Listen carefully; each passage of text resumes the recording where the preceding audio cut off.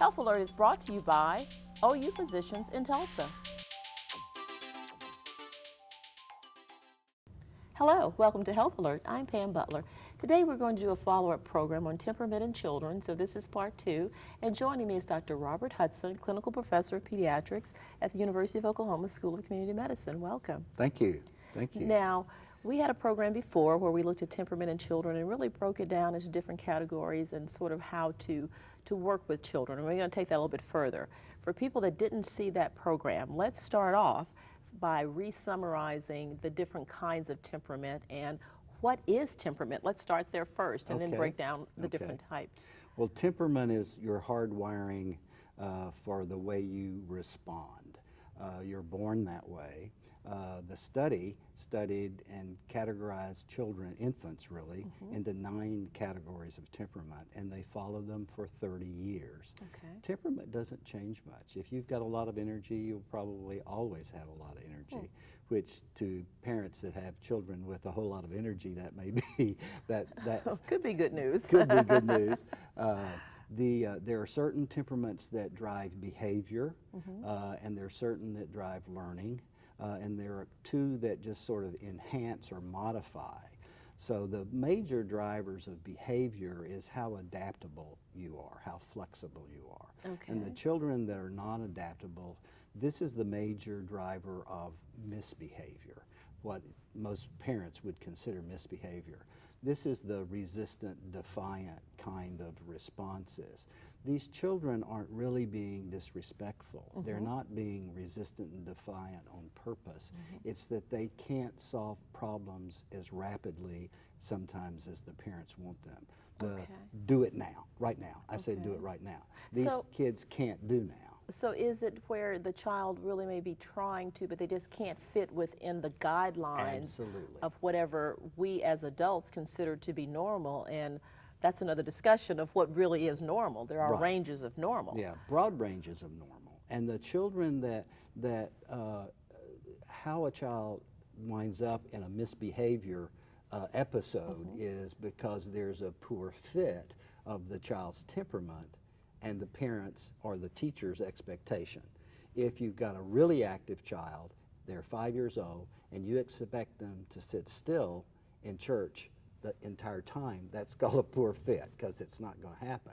You can improve the fit by exercising them before you go into church, and then exercising them in the hallway doing jumping jacks while they're passing the collection plate, and then you may get through that. So the whole thing is understanding how a child is wired and then not putting that child in a circumstance where you're going to short circuit their brain as far as solving a problem. Okay, so you said adaptability is one with behavior. What's another?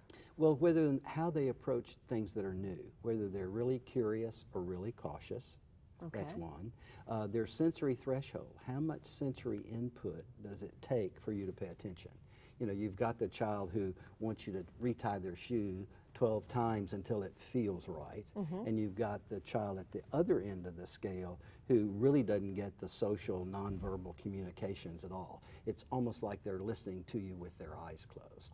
And so that puts them at a disadvantage in social situations. All right. Now let me ask on this too.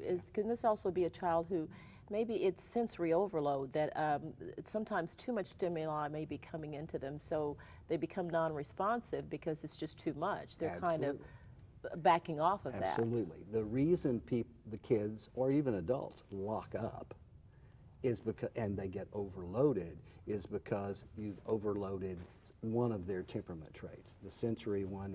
If you're very sensitive, the neurophysiologists have taught us that if something is wrong, like you're too hot, you have to fix being too hot before you can do anything else. Okay. And so it's heat, it's sound, it's noise, it's visual stimulation. So sometimes these kids, and you walk into some kindergarten classes and there's not a place to rest your eye. I mean, there's stuff hanging busy. from Yes, everything. exactly. And these kids really do get overwhelmed. And they don't, and so the wise teachers have a place in the room where the child can go and sort of recenter themselves and and rest their eyes for a minute and that kind of thing to sort of get themselves back together. Okay, now you said there are 2 temperament traits that affect learning. There are 3. Three? There's Okay. activity level, Okay. there's persistence, and there's distractibility. Now, the Okay. non-persistent child can't stay with something and stay focused long enough to get the task done. Okay. And so to help the parents teach the child and the child to learn how to keep themselves in focus. The other is how distractible they are. Can they, no matter what's going on, stay focused?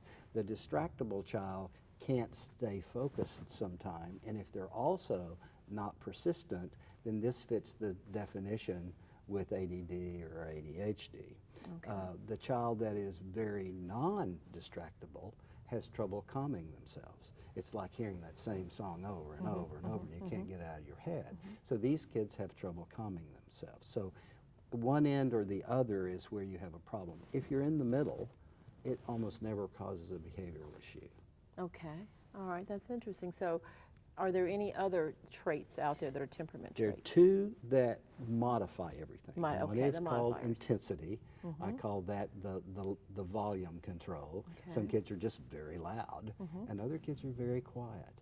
And the very quiet ones sometimes I call it the ignore factor. If they're really loud, you can't ignore these kids. Right. The really quiet ones get ignored even when they need something sometimes because they are so quiet. The other is just their general mood. Is the glass half full or is it half empty? And that's sort of their approach to life. And so some of them, the glass is always, you know, Half empty. half empty. And some of the kids, and it has nothing to do with happiness. Right. But, you know, I have 2 different grandchildren, and one is fairly positive and one is fairly negative, and we'll go do something, and one is jumping up afterwards, oh man, that was awesome, you know, yeah. And the other one says, well, that wasn't as bad as I thought it was going to be. Okay, okay. And that's praise, you know. So it's hard sometimes for parents who are positive and they have a negative child to do that. But it's a skill set that's needed in adult life. We all need a negative person on our committee to say, I don't know if that's going to work, so that you develop a plan B. Otherwise, Yeah, I was going to say. you know, it's so you can use, you know, even on the outside, there are positives to those too. Right, and if we sort of begin to look at these temperament styles as normal, natural, and not abnormal, Correct. then we can see the strengths in them, because the person or the child who may see things more as half empty can help you explore the fact, let me see if that really is half empty, or how we, like you said, plan B. Should this occur, what would we do? Right. I have an adolescent that is very negative, that is the vacation planner for the family. Okay. Because they don't they're cautious.